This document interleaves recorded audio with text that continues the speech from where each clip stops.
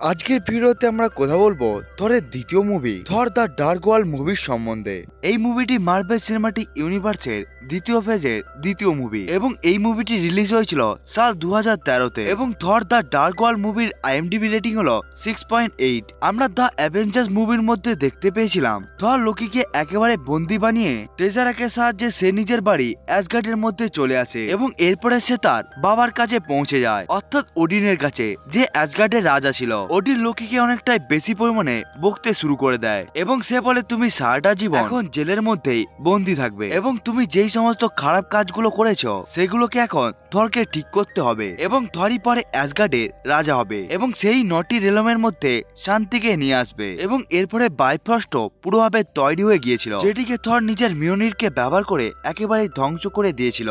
থর এখন হেমডালের কাছে পৌঁছে যায় এবং হেমডাল থরকে বলতে থাকে এই নটি রেলমই এমন একটি ইকুয়েশনের মধ্যে পৌঁছে যাবে যেখানে একটি দুনিয়া থেকে আরেকটি দুনিয়াতে যাওয়ার সমস্ত রাস্তা একেবারে খুলে যাবে এবং এটি আগেও হয়েছিল এবং এখান থেকে মুভির কাহিনী অতীতে চলে যায়, যেখানে আমাদেরকে বলা হয় আলোর আগে এই পুরো দুনিয়ার মধ্যে অন্ধকার ছিল এবং অন্ধকার থেকে খারাপ শক্তি এবং খারাপ জীবের জন্ম হয় এবং এর মধ্যে একজন ছিল ডার্কের রাজা মেলিকে, যে আবার পুনরায় ভাবে এই দুনিয়াকে পুরোভাবেই অন্ধকারের মধ্যে ঢেকে দিতে চায় এবং এটাকে শুধুমাত্র একটি পদার্থকেই ব্যবহার করে করা যেত, যেই পদার্থের নাম ছিল ইথার। এবং যখন নটি এলাম অর্থাৎ নটি গয় একই ইকুয়েশনের মধ্যে পৌঁছে যাবে তখন নটি গয় একে অপরের সাথে জুড়ে যায়, যার ফলে ডার্কের রাজা মেলিকেত ওর মধ্যে ইথারকে ছেড়ে দেয়। কিন্তু এই কাজটা পুরোপুরি সম্পূর্ণ হওয়ার আগেই অ্যাসগার্ড মেলিকেতের কাছ থেকে ইথারকে একেবারে ছিনিয়ে নেয়, যার ফলে মেলিকেত ওই লড়াইকে একেবারে হেরে যায় এবং থরের গ্র্যান্ডফাদার, যার নাম ছিল বোর এবং সে অনেকটাই বেশি পরিমাণে শক্তিশালী ছিল, সে ওই ইথারকে মাটির অনেকটা নিচেই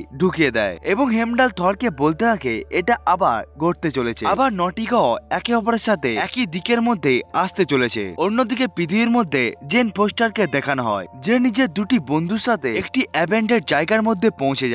আসলে তারা জানতে পারে ওখানে কি একটা অদ্ভুত জিনিস ঘটছে বলে এবং এখানের মধ্যে কয়েকটি বাচ্চাও ছিল, যারা জেন ফোস্টারকে বলে আমি তোমাদেরকে কিছু দেখাতে চাই। এরপর একটি ছোট বাচ্চা আগের দিকে যেতে থাকে, যার সামনে একটি বড় ট্রাকও ছিল এবং সে ওই ট্রাককে একটু মাত্রই উঠানোর পরে ওই ট্রাকটি একেবারে ভাসতে শুরু করে দেয়, যেটিকে দেখে জেন ফোস্টার এবং তার বন্ধুরা অনেকটাই বেশি পরিমাণে অবাক হয়ে যায় এবং এরপরে ওই বাচ্চারা তাদেরকে অন্য একটি জায়গার মধ্যে নিয়ে যায়, যেখানে যে কোনো জিনিসকে ফেলিয়ে দেওয়ার পর উপর থেকে আবার ওই জিনিসটা ফেরত চলে আসছিল, কিন্তু কোনো কোনো ক্ষেত্রে আবার ওই জিনিসটা ফেরতও আসছিল না। এখানে জেন ফোস্টার নিজের মিটারকে ব্যবহার করে এক ধরনের সার্ভেকে করতে থাকে এবং এরপরে জেন ফোস্টারকে একটি অজানা শক্তি ঠেলতে শুরু করে দেয়, যার ফলে জেন ফোস্টার একটি অন্য দুনিয়ার মধ্যে পৌঁছে যায়, যেখানে জেন ফোস্টার একটি দেয়ালের মধ্যে লাল পদার্থকে দেখতে পায় এবং যখনই সে ওই লাল পদার্থকে একেবারে হাত লাগিয়ে দেয় তখন ওই লাল পদার্থটি পুরোভাবে জেন ফোস্টারের শরীরের মধ্যে ঢুকে যায় এবং এই পদার্থটি ছিল ইথার এবং ওটি সেই ইথার পদার্থ ছিল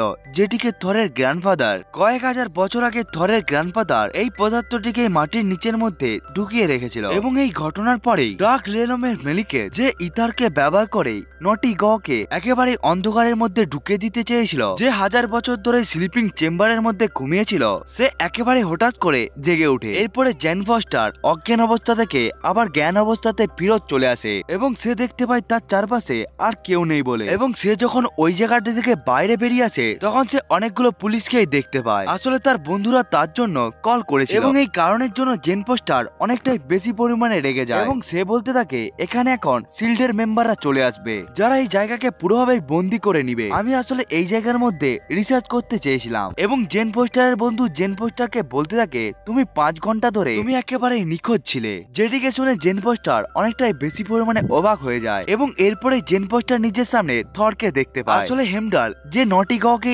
একেবারে দেখে রাখছিল, সে থরকে বলতে থাকে সে কোনো জায়গার মধ্যেই জেন ফোস্টারকে দেখতে পাচ্ছে না বলে, এই জন্য থর জেন ফোস্টার, যাকে সে অনেকটাই বেশি পরিমাণে ভালোবাসে, তার খবরকে জানার জন্য সে পৃথিবীর মধ্যে পৌঁছে যায়। এরপরে জেন ফোস্টার পুলিশদের কাছে পৌঁছে যায়। এরপরে পুলিশ অফিসার জেন ফোস্টারকে একেবারে গ্রেফতার করতে চায়, কারণ সে কোনো ধরনের পারমিশনকে ছাড়াই সে অজানা মানুষের প্রপার্টির মধ্যে একেবারে ঢুকে গিয়েছিল। কিন্তু যখনই ওই পুলিশ অফিসারটি ব্যাপারটা জেন ফস্টারকে ধরে নেয় তখনই ওখানে একটা বড় ধামাকা হয়ে যায়, যার ফলে ওখানে সমস্ত পুলিশ অফিসারই একেবারে পড়ে যায়। এরপরে থর জেন ফস্টারের কাছে যায়, কারণ সে বুঝতে পেরে গিয়েছিল কোনো না কোনো কিছু খারাপ হতে চলেছে বলে। এই জন্যই থর জেন ফস্টারকে নিয়ে অ্যাসগার্ডের মধ্যে পৌঁছে যায়, যেখানে থরের পিতা অনেকটাই বেশি পরিমাণে অসন্তুষ্ট হয়ে যায় এবং ওডিন থরকে বলে এই মেয়েটিকে আবার মিডগার্ড অর্থাৎ পৃথিবীর মধ্যে ছেড়ে আসো। এবং যখনই অ্যাসগার্ডের দুটো আর্মির লোক জেন ফস্টারকে ধরতে যায় তখনই তাদের ঝটকা লেগে যায়, যার ফলে তারা অনেকটাই দূরে গিয়ে পড়ে যায়। এবং এরপরে ওডিন জেন ফস্টারকে চেক করতে থাকে এবং ওডিন জানতে পেরে যায় যে জেন ফস্টারের শরীরের মধ্যে ওই ভয়ঙ্কর পদার্থ অর্থাৎ ইথার রয়েছে বলে। এবং ওডিন এই কথাকে থরকে বলে দেয় এবং এরপরে থর জেন ফস্টারকে বলতে থাকে হেমডেল আসলে তোমাকে দেখতে পাচ্ছিল না, এই জন্য আমি তোমার সাথে দেখা করতে এসে গিয়েছিলাম। আসলে নটি গয় অ্যাসগার্ডের চারিপাশে ঘুরতে থাকে, কিন্তু 5000 বছরের মধ্যে এমন একটি সময় চলে আসে যেখানে নটি গয় একটি লাইনের মধ্যে পৌঁছে যায়, যার ফলে একটি দুনিয়া থেকে আরেকটি দুনিয়াতে যাওয়ার রাস্তা একেবারেই খুলে যায়। কিন্তু এটা শুধুমাত্র কিছু সময়ের জন্য হয়ে থাকে এবং খুবই ভালো হয়েছে তুমি আবার ফেরত এসে গিয়েছো বলে। এবং একবার যদি এই সময় চলে যেত তাহলে তুমি কখনোই আমার কাছে আসতে পারতে না। অন্যদিকে আমরা দেখতে পাই মেলিকে তার একটি স্পেশাল আর্মিকে এমন একটি পদার্থ দিয়ে দেয় যার ফলে ওই আর্মির শক্তি অনেকটাই বেশি পরিমাণে বেড়ে যায় এবং মেলিকো জেনে বুঝে ওই আর্মিকে অ্যাসগার্ডের জেলের মধ্যে একেবারেই পাঠিয়ে দেয়। এবং ওই আর্মিটি জেলের মধ্যে পৌঁছে গিয়ে সে নিজের আসল অবস্থাতে পৌঁছে যায়, যে আসলে চারিদিকে সবকিছুকে ধ্বংস করতে শুরু করে দেয়। এবং এখানে লোকিও বন্দী ছিল এবং এখানে লোকি ওই আর্মিকে যাওয়ার রাস্তা বলে দেয়, যেখানে সে বলে তুমি বাম দিক দিয়ে অ্যাসগার্ডের মধ্যে পৌঁছে যেতে পারো। এবং এখানে মেলিকো তো নিজের আর্মিদের সাথে এখানে পৌঁছে যায়, যে পুরোভাবেই নটি গাওকে শেষ করে দেওয়ার জন্য ওই শক্তিশালী পদার্থ ইথারকে পাওয়ার চেষ্টা করছিল। এবং সে এটাও জানে যে ইথার পদার্থটি জেন ফস্টারের শরীরের মধ্যে রয়েছে বলে। এমনকি এখানে থরের মাও ছিল, যে মেলিকেতের সামনে একেবারে এসে যায়। এবং এখানে মেলিকেত যেই সৈনিকের পাওয়ারকে অনেকটাই বেশি পরিমাণে বাড়িয়ে দিয়েছিল অর্থাৎ যার নাম ছিল কার্ড, সে থরের মায়ের গলাকে একেবারে ধরে নেয় এবং সে থরের মাকে জিজ্ঞাসা করতে থাকে ওই মেয়েটি কোথায় রয়েছে যার শরীরের মধ্যে ওই শক্তিশালী এবং ভয়ঙ্কর ইথার পদার্থটি রয়েছে। কিন্তু থরের মা কোনো ধরনের কোথায় বলে না, যার ফলে কার্স নিজের তলোয়ারকে ব্যবহার করে থরের মাকে একেবারেই মেরে দেয়, যার ফলে থর ওখানে একেবারেই পৌঁছে যায়। থর নিজের মিওনিরকে ব্যবহার করে মেলিকেতের উপরে একেবারে অ্যাটাক করে দেয়, যার ফলে মেলিকেত অনেকটাই বেশি পরিমাণে আহত হয়ে যায়। কিন্তু থর মেলিকেতকে ধরার আগে তার ওই শক্তিশালী আর্মি যার নাম ছিল কার্ড, সে মেলিকেতকে নিয়ে ওখান থেকে একেবারেই চলে যায়। এবং এরপরে থরের মায়ের একেবারে মৃত্যু হয়ে যায়। এবং এর ফলে থর,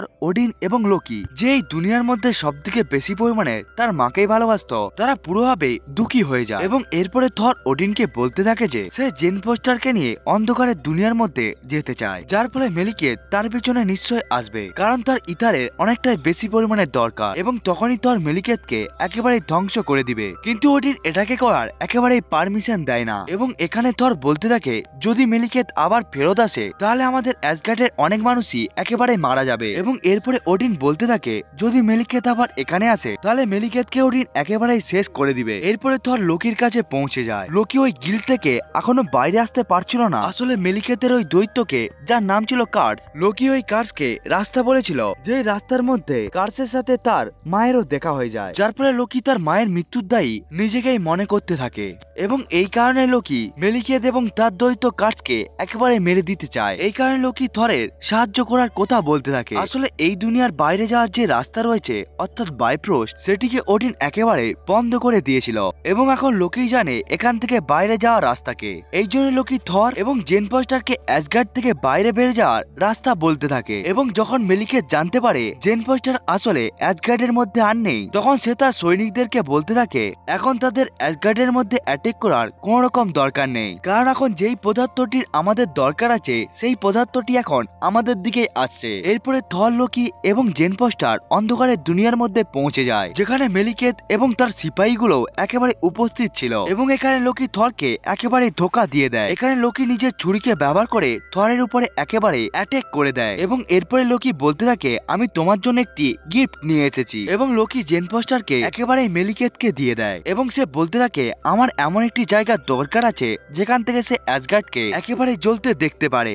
মেলিকেতের সবথেকে শক্তিশালী সৈনিক অর্থাৎ কার্স, আসলে যে থর এবং লোকির মাকে একেবারে মেরে দিয়েছিল, সে বলে আমি একে অ্যাসগার্ডের জেলের মধ্যে দেখেছিলাম এবং এই কারণে সে অ্যাসগার্ডের শত্রু। এই কারণে মেলিকেত লোকির উপরে বিশ্বাস করতে শুরু করে দেয় এবং এরপরে মেলিকেত জেন ফস্টারের শরীর থেকে ইথার পদার্থকে বাইরে বার করতে থাকে। এবং যখনই সমস্ত ইথার একেবারে বাইরে চলে আসে, লোকি নিজের মায়াবী শক্তিকে ব্যবহার করে থরের ওই কেটে যাওয়া হাতকে একেবারে জুড়ো লাগিয়ে দেয়। আসলে এটাই থর এবং লোকির প্ল্যান ছিল, যারা সবসময় চাইতো যেমন হোক ভাবে জেন ফস্টারের শরীরের মধ্যে থেকে ইথার বেরিয়ে যেতে পারে, যেটি এখন পুরোপুরি ভাবে বাইরেও বেরিয়ে গিয়েছিল। এবং এরপরে থর নিজের মিওনিরকে ব্যবহার করে বিদ্যুৎ ফেলাতে শুরু করে দেয়, যাতে সে একেবারে ইথারকে নষ্ট করে দিতে পারে। এবং তখনই ওখানে একটা বড় ধামাকা হয়ে যায়, যারা ভাবতে থাকে ইথার একেবারে নষ্ট হয়ে গিয়েছে বলে। কিন্তু এই শক্তিশালী পদার্থকে ধ্বংস করা একটি অসম্ভব একটি কাজ, যার ফলে সমস্ত ইথার পদার্থটি মেলিকেতের শরীরের মধ্যে একেবারে ঢুকে যায়, যার ফলে মেলিকেত অনেকটাই বেশি পরিমাণে শক্তিশালী হয়ে যায়। এবং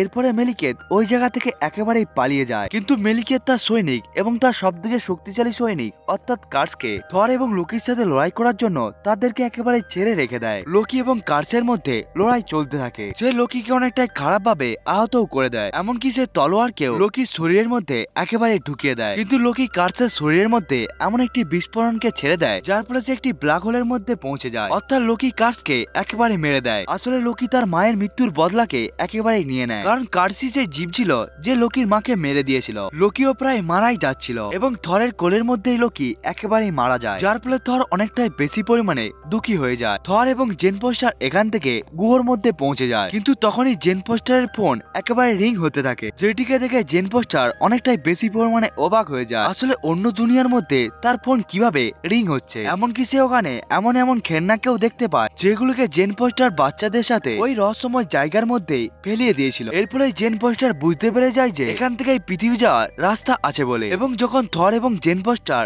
আগে যেতে থাকে তখন তারা পুরোভাবে অদৃশ্য হয়ে যায়, যার ফলে তারা মিডগার্ড অর্থাৎ পৃথিবীর মধ্যে একেবারে পৌঁছে যায়। এবং তারা একেবারে ডক্টর এরিকের কাছে পৌঁছে যায়। এবং এখানে ডক্টর এরিক বলতে থাকে এখানে এমন একটি সেন্টার পয়েন্ট রয়েছে যেটির মধ্যে দিয়ে 9টি রেলমের মধ্যে একেবারে পৌঁছে যাওয়া যেতে পারে। এবং এখানে মেলিকেতকেও আসতে হবে যদি পুরো 9টি রেলমকেই সে অন্ধকার দুনিয়ার মধ্যে বন্দি করতে চায়। এবং এখানেই থর বুঝতে পেরে যায় সে কোথায় মেলিকেতকে খুঁজে পাবে বলে, যার ফলে তারা সবাই গ্রিন উইচের মধ্যে পৌঁছে যায়, যেখানে মেলিকেত একেবারে পৌঁছে যায়। এবং এখানে মেলিকেতে ইথারের পাওয়ার এবং থরের মিওনিরের পাওয়ার একে অপরের সাথে ধাক্কা খেতে থাকে। এবং এখানে জেন ফস্টার এবং এরিককেও দেখানো হয়, যারা গ্র্যাভিটির সাহায্যে এক একটি জায়গার মধ্যে পোর্টালকে খুলতে থাকে, যার ফলে তারা মেলিকেতের অনেকগুলো সৈন্যকে পোর্টালের দ্বারা অদৃশ্য করে তাদেরকে তারা একেবারে অন্য দুনিয়ার মধ্যেই পাঠিয়ে দেয়। এবং এরপরে থর নিজের ফুল পাওয়ারকে ব্যবহার করে মেলিকেতের উপরে অ্যাটাক করে, যার ফলে থর এবং মেলিকেত একটি পোর্টালের দ্বারা অন্য একটি দুনিয়ার মধ্যেই পৌঁছে যায়, যার ফলে তারা একটি পোর্টাল থেকে আরেকটি পোর্টালের সাহায্যে অন্য দুনিয়ার মধ্যে যাতায়াত করতে থাকে। এবং এরপরে মেলিকেত থরের থেকে অনেকটাই বেশি পরিমাণে আলাদা জায়গায় পৌঁছে যায়। এবং তখনই মেলিকেত একেবারে সুযোগ পেয়ে যায় 9টি গ্রহের মধ্যে ইথার পদার্থকে একেবারে ছড়িয়ে দেওয়ার জন্য, যাতে 9টি গ্রহের মধ্যেই অন্ধকারের রাত চলতে থাকে। কিন্তু তখনই ওখানে থর এসে যায়, যে ডক্টর এরিক এবং জেন ফস্টারের ওই সমস্ত যন্ত্রগুলোকে ব্যবহার করে তারা গ্র্যাভিটিকে একেবারে কন্ট্রোল করতে থাকে, যার ফলে অন্য দুনিয়ার পোর্টাল এক এক জায়গায় খুলে যেতে থাকে। এবং এরপরে থর ওই যন্ত্রটিকে মেলিকেতের উপরে ফেলিয়ে দেয়। এবং যখন মেলিকেত ওই যন্ত্রটিকে একেবারে ধরে নেয় তখন মেলিকেতের একটি হাত অন্য দুনিয়ার মধ্যেই পৌঁছে যায়। এবং এটিকে ব্যবহার করে থর আবার মেলিকেতের আরেকটি হাতকেও অন্য দুনিয়ার মধ্যেই পাঠিয়ে দেয়। এবং এরপরে থর দৌড়ে গিয়ে নিজের শক্তিশালী অস্ত্র অর্থাৎ মিওনিরকে ব্যবহার করে সে মেলিকেতের উপরে অনেকটাই বেশি পরিমাণে শক্তিশালী একটি অ্যাটাক করে দেয়। এবং তখনই ওখানে জেন ফস্টার নিজের যন্ত্রকে ব্যবহার করে মেলিকেতকে একেবারে গ্র্যাভিটির সাহায্যে অন্য দুনিয়ার মধ্যে পৌঁছে দেয়। এবং এরপরে থর একেবারে অজ্ঞান হয়ে যায়। এবং এরপরে থরের উপরে মেলিকেতের খুবই বড় একটি যান পড়ে যাচ্ছিল, কিন্তু জেন ফস্টার থরকে বাঁচানোর জন্য তাকে একেবারে ধরে নেয়। কিন্তু তখনই দেখানো হয় ওই যানটিও ওই পোর্টালের সাহায্যে ওই দুনিয়ার মধ্যে পৌঁছে যায়, যে দুনিয়ার মধ্যে আসলে মেলিকেত উপস্থিত ছিল, যার ফলে ওই যানটি মেলিকেতের উপরে একেবারে পড়ে যায়, যার ফলে ওখানে মেলিকেতের মৃত্যুও হয়ে যায়। এরপরে থর আবার অ্যাসগার্ডের মধ্যেই পৌঁছে যায়, যেখানে সে তার পিতা এবং অ্যাসগার্ডের রাজার সামনে একেবারে পৌঁছে যায়। এবং তখন ওডিন বলতে থাকে তুমি নিজেই নিজের জীবন লাগিয়ে দিয়েছো 9টি রেলমকে একেবারে বাঁচানোর জন্য, এবং এখন আমি চাই তুমি অ্যাসগার্ডের একেবারে রাজা হয়ে যাও। এবং এরপরে থর বলতে থাকে আমি সবসময় 9টি রেলমকে প্রোটেক্ট করেই থাকবো, কিন্তু এখনো আমার রাজা হওয়ার সঠিক সময় আসেনি। এবং এখানে থর লোকির বাহাদুরির কথাও বলতে থাকে, এবং এখানে সে বলতে থাকে লোকি কিভাবে তাকে সাহায্য করেছিল। এবং এরপরে থর অ্যাসগার্ড থেকে একেবারে চলে যায়। কিন্তু এরপরে আমাদেরকে ওডিনকে দেখানো হয় যে আসলে পুরোপুরি ভাবেই লোকি ছিল, যে নিজেকে আসলে পুরোভাবেই চেঞ্জ করে দিয়ে ওডিনে পরিবর্তন হয়ে গিয়েছিল। এবং এখন লোকির মুখে হাসিও ছিল, কারণ সে এখন অ্যাসগার্ডের রাজা হতে চেয়েছিল। এবং এরপরে অ্যাসগার্ড থেকে ওয়ালস্ট্রেট এবং ওয়ালস্ট্রেক গ্লাকটার নামক একটি মানুষের কাছে একেবারেই পৌঁছে যায়। এবং তারা বলতে থাকে তারা ইথারকে যেমন একেবারে নিয়ে নেয়। ইথারকে আসলে রিয়েলিটি স্টোনও বলা হয়। এরপরে গ্লাকটার বলতে থাকে যে তোমরা কেন ইথার অর্থাৎ রিয়েলিটি স্টোনকে অ্যাসগার্ডের মধ্যে রাখছো না, এবং তারা বলে অ্যাসগার্ডের মধ্যে প্রথম থেকেই টেসারেক রয়েছে এবং তারা চায় না যে দুটি ইনফিনিটি স্টোনই একই সাথে থাকুক বলে, এবং তারা ওখান থেকে একেবারেই চলে যায়। এবং এরপরে গ্লাকটার বলতে থাকে একটি স্টোন একেবারেই চলে এসেছে আর 5টি বাকি, অর্থাৎ এখনো ইনফিনিটি স্টোন 5টি রয়েছে। এর সাথে থর দ্য ডার্ক ওয়ার্ল্ড মুভিটি একেবারে শেষ হয়ে যায় এবং এই মুভির পোস্ট ক্রেডিট সিনে আমাদেরকে দেখানো হয় জেন ফস্টার থরকে অনেকটাই বেশি পরিমাণে মিস করছে বলে, এবং এরপরে থর জেন ফস্টারের সাথে দেখা করার জন্য মিডগার্ড অর্থাৎ পৃথিবীর মধ্যে একেবারেই চলে আসে, যার ফলে জেন ফস্টার অনেকটাই বেশি পরিমাণে খুশিও হয়ে যায়। বন্ধুরা, এটাই ছিল থর দ্য ডার্ক ওয়ার্ল্ড মুভির পুরো কাহিনী। বন্ধুরা, আজকের এই এক্সপ্লেনেশনটা আপনাদেরকে কেমন লেগেছে কমেন্ট করে বলতে ভুলবেন না। বন্ধুরা, আপনারা যদি এই চ্যানেলে নতুন এসে থাকেন তাহলে চ্যানেলটাকে সাবস্ক্রাইব করবেন, এবং বন্ধুরা ভিডিওটা ভালো লাগলে লাইক করতেও ভুলবেন না।